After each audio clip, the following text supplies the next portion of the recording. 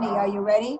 I'm ready. I'm going to share some slides, and really it's interesting because Diane, you spoke about the importance of people and productivity during this time, and businesses are experiencing very different levels of productivity and need around their employees.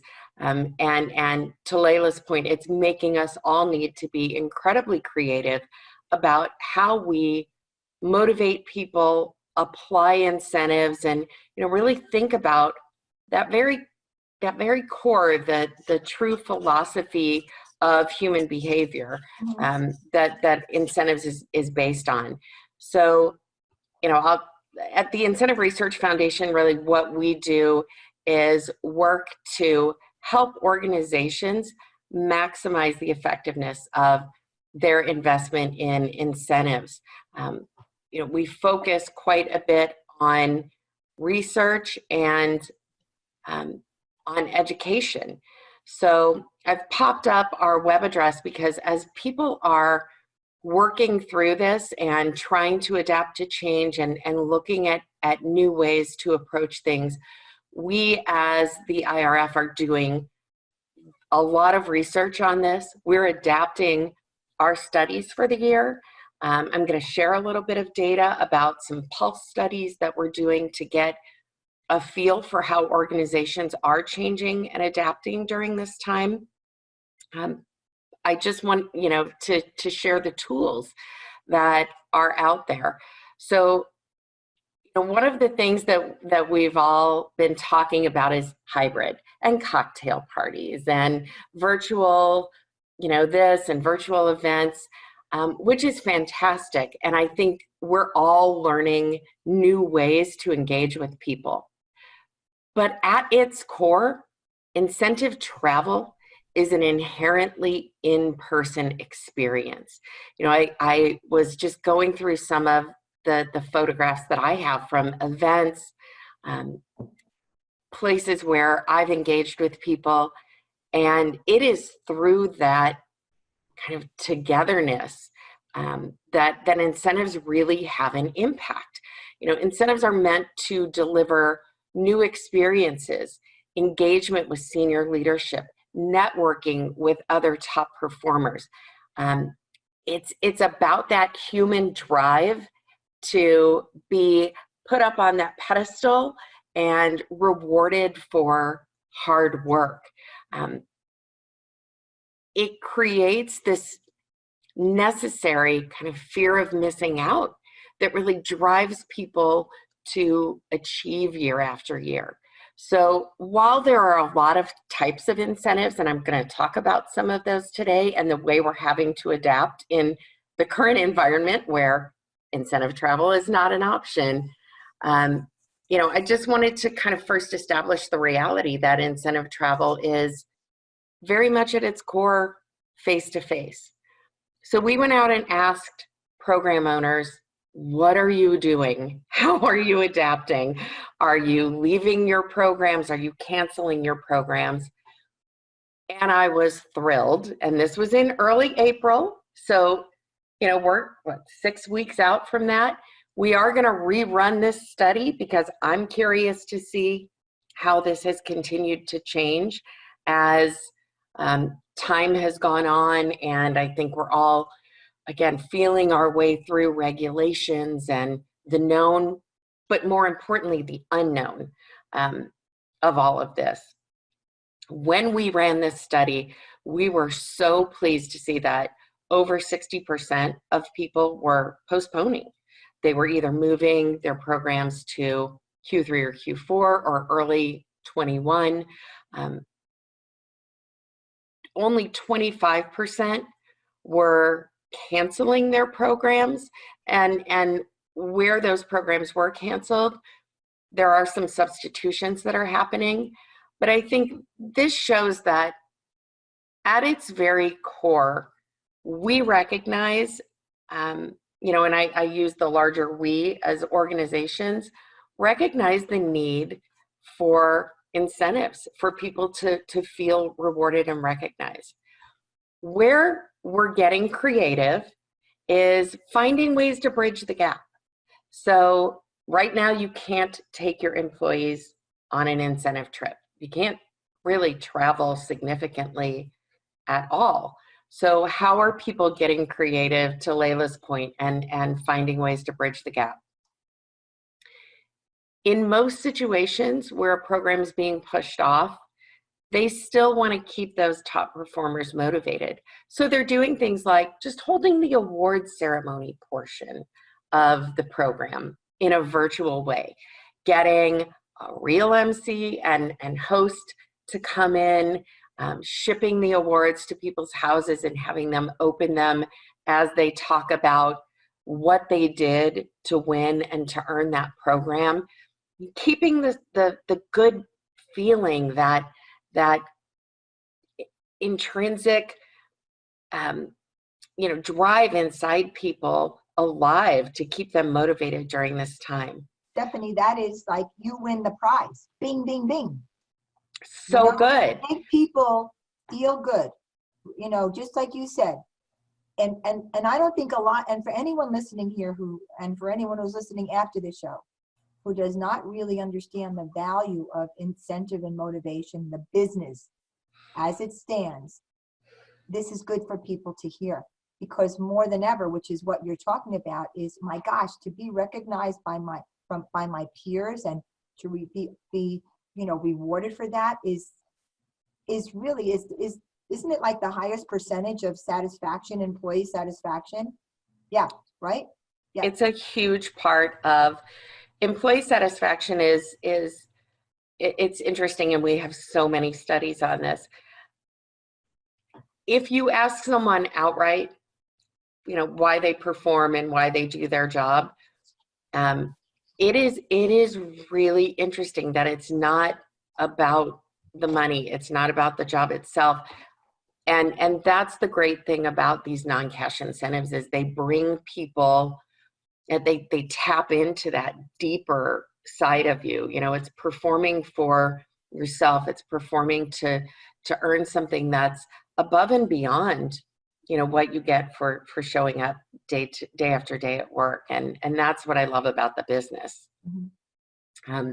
So some of the other creative things that people are doing, when you earn an incentive, you often get a lot of swag, we'll call it, when you're on that trip. So they're boxing up this swag and then creating contests to deliver unboxing videos that the other earners share with one another. And again, it keeps that great feeling. Now you've got that, that, whether it's a coffee mug, a cool piece of luggage, whatever it is, you've got that with you, and it's continuing to build that good feeling and anticipation around that trip. We're also seeing organizations deliver gourmet meals to people via, Grubhub or, DoorDash or whatever, and have dinner with the CEO, just like you would sitting at that program on site with them. Again, all about keeping people engaged and motivated. And I'm really so excited to see the creativity that's being expressed. Budgets were also largely untouched. And I really just hit on this quickly because I was incredibly surprised that during this time, with what is going on in many organizations, that they are protecting their incentive budgets more often than not. I think that speaks to the recognition across organizations that you have to keep people engaged. Right now, more than ever, we are asking people to work in incredibly difficult circumstances. Not every organization is having a challenging time. If you're a grocery store, a pharmacy, if you're a delivery company of any kind, you're asking your people to work in often very uncomfortable circumstances where, there is kind of the hazard pay element, but, there's also that sense of you're doing above and beyond, and so we're going to reward you in ways that are spectacular and above and beyond. So And Stephanie, yeah, I'm sorry. yeah, Yeah, didn't mean to interrupt you there, but just with the yes part, are people getting back to you on what they're doing as an alternative if they're reducing their budget? they are. Oh, there you go. Wow, how did I know that? Well, so these are kind of alternative. These are alternatives to incentive travel overall. I mean, in cases where budgets are really being cut for the incentive travel program itself, we're seeing creativity in, maybe they're shortening the incentive travel program itself, number of nights when it comes back online. They are looking at going to a self-funding model. So those models where anyone who achieves enough to essentially fund the trip for the company. So if the initial goal to earn the trip was 10%, maybe the new threshold is 12%, and that extra 2% pays for the trip. It becomes self-funding. In that way, organizations can continue to keep the program alive. They're getting creative with off-site events. They're maybe having not quite the A-list entertainment they may have had historically. So there are lots of ways within the incentive travel program itself that people are getting creative. In terms of, excuse me, short-term alternatives to travel while we can't be out on the road, merchandise and points redeemable for merchandise, still an incredibly motivating way to reward employees. Cash has been referenced as a second alternative. Lots of tax implications. There are tax implications with all of these things, but cash is one where there isn't really a way to get past having your employees taxed for it. We're seeing individual travel used. So where a program has been canceled, we've seen organizations give individual travel rewards so that people can go, maybe with their family, maybe on something smaller, but still have that experience of travel. So lots of creativity again in alternatives. Excellent. So as I thought through, what's important to keep in mind.